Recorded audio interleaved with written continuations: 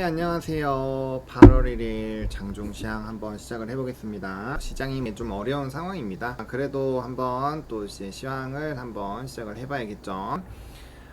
일단은 이게 이제 우리가 장전에 좀 정리를 해놓은 내용이에요. 예, 장전에 정리한 내용인데, 좀 여러 가지 부분으로 우리가 주의 포인트들을 좀 얘기를 했었죠. 그래서 여기 조금이라고 제가 적어 놓긴 했지만, 눌릴 수 있을 것 같다. 요 얘기로 또 보시면 될 것 같고, 지금 시장이 3% 정도 눌리고 있어요. 그래서 이게 좀 시장이 많이 고민이 되는 시장이고, 뭐 이제 상위 종목군들이 거의 박살이 나고 있는 상황인데, 아직 근데 이게 제대로 된 하락이라고 보기가 애매한 게, 삼성전자가 아직 폭락이 안 나오잖아요. 예를 들어서 삼성전자가 폭락을 했을 때를 생각을 해보세요. 얘가 지금 이러한 상황에서 나머지 종목군들이 눌리는 상황에서 만약에라도 한 5%, 6%가 조정이 나온다고 생각을 해보시면 지수는 좀 많이 떨어질 수가 있겠죠. 그래서 그 고민을 한번 먼저 해봐야 될 것 같고, 오늘 약간 장전시장 보신 분들은 아시겠지만 상승과 하락이 그렇게 좋지 않을 것이라는 내용을 여러 가지 부분으로 좀 설명을 드렸는데, 코스피가 상승 종목 수가 41개밖에 안 돼요. 41개.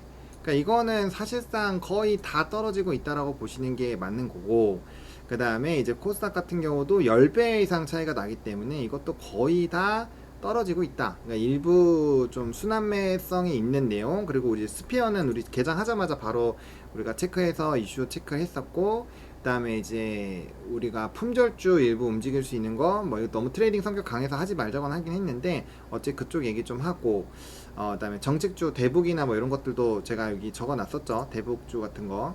뭐 그런 것들, 이런 거 적어놨는데 이런 것도 좀 움직이고, 그래서 그런 내용들 안에서는 그래도 좀 움직임이 나왔던 것 같습니다. 일단 시장 분위기가 굉장히 좀 안 좋은 상황이고요. 자, 일단은 신용융자부터 보고 갈까요? 예.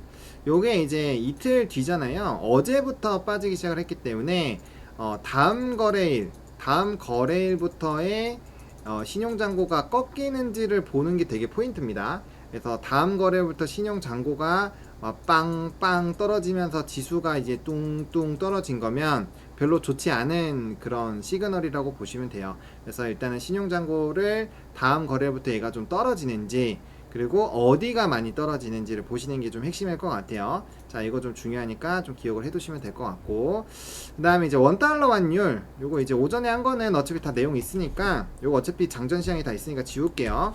자, 일단은 첫 번째로 우리가 중요한 게, 제가 환율 얘기를 3%나 이런 데서 좀 자주 얘기를 하고 있죠. 이게 중요한 게 뭐냐면, 원화에 대한 가치는 기본적으로 너무 슬프지만 화폐라는 게 신용이라는 개념이 들어가면서 이건 어쩔 수가 없어요. 계속적으로 가치는 감소할 수밖에 없습니다. 애초에 화폐라는 지폐는 이제 계속적으로 가치가 감소할 수밖에 없어요. 왜? 계속 늘어나기 때문에. 근데 거기서도 우리나라는 기축통화국도 아니고 수출의 의존도가 높고 대외 변수가 높기 때문에 원화에 대한 가치는 저는 기본적으로 계속 하락한다라고 생각을 하고 있어요. 그래서 제가 금이라든지 엔화라든지 뭐 미국쟁이라든지 이런 것들로 원화 가치 하락을 좀 나눠야 된다라고 보고 있는데, 일단 이게 다시 1,400원을 돌파를 했습니다. 그 얘기는 즉슨 뭘까요? 일단 우리나라의 로컬 이슈에서의 도들림도 있겠지만 관세에 대한 부분도 부정적인 부분이 없었다라고 말하기가 어려운 거예요. 그래서 이거는 뭐 이제 정부가 잘했다 못했다 이런 얘기를 하는 게 아니라, 뭐 정부야 당연히 노력을 했겠죠. 어떤 나라 정부가 관세에 대해서 최대한 노력을 안 한 나라가 어디 있겠어요. 당연히 열심히 했지만 결과적으로 결과값이 안 좋았다라는 얘기를 드리는 겁니다. 그래서 생각했었던 것보다 이제 관세에 대한 결과값도 그렇게 좀 좋게 평가를 받지 못하고 있는 것 같아요. 특히나 이제 이게 외신에서도 많이 다루고 있는 내용인데요. 세제한 부분은 사실 우리나라가 더 많이 올라갈 수 있는 많은 부분들을 조금 되돌려 놓는 것 같아요. 이게 좀 안타까운 얘기죠. 예를 들어서 세제안에 대해서는 좀 너무 슬프지만 좀 별로 좋지 않은 평가를 받고 있다라고 보시면 될 것 같아요. 그 부분에서 지수에 대한 좀 되돌림이 강하게 나타나고 있고, 이 환율 자체가 이 좀 여러 가지 지표를 좀 생각을 하실 수가 있을 것 같아요. 그래서 이제 우리나라 지수가 회복이 어디서 될까 이런 고민을 할 텐데, 일단 기본적으로 환율에서 힌트를 많이 줄 거예요. 그래서 환율에서 힌트를 많이 줄 거니까 그 부분을 조금 보시면 될 것 같고요. 두 번째로는 이제 프로그램 매수겠죠. 프로그램 매수, 이게 아마 지금 프로그램 쪽에서 개박살이 나고 있는데, 프로그램 매매 추이가 이렇게 지금 완전 수직 하락으로 하고 있거든요. 이게 떨어지고 있는데, 얘가 이렇게 막 말아 올리거나 아니면은 일정 목선을 뚫거나 그런 흐름들이 나올 수가 있어요. 그래서 그런 움직임들이 나오는 거를 조금은 체크를 해보시는 게 좀 도움이 되지 않을까 라고 생각을 합니다. 그래서 그 부분 좀 보셔야 될 것 같고요. 자, 그래서 이제 지수부터 볼게요. 우리가 이 기준점을 높였습니다. 기준점을 높였는데, 일단은 우리가 최근에 이제 이거래일 전쯤에 우리가 이거 이제 어제죠. 어제 우리가 기준점을 높였죠. 우리가 기준에 잡아놨었던 것보다 기준점을 높였고, 지금 1360이 깼습니다. 그래서 저는 1차적으로 비중을 줄여 놓는 게 맞다라고 생각합니다. 그리고 우리가 2차적으로 잡아놨었던 라인들이 깨지면 비중 조절을 해주셔야 돼요. 이거는 저는 머스트라고 생각합니다. 왜?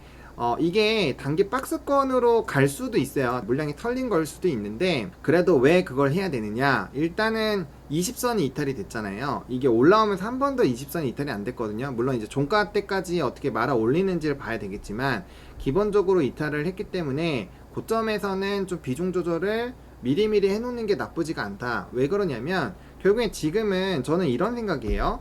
어떤 생각이냐면, 거의 대다수의 산업분들이 상승을 했어요. 그러면 현재 시점에서 이 세제안이 일단은 안 좋으니까 어떻게 봐야 되냐면, 금융주, 지주가 조금은 어렵다라고 일단 판단할 수 있죠. 그러면 남아있는 게 반도체, 2차전지, 자동차,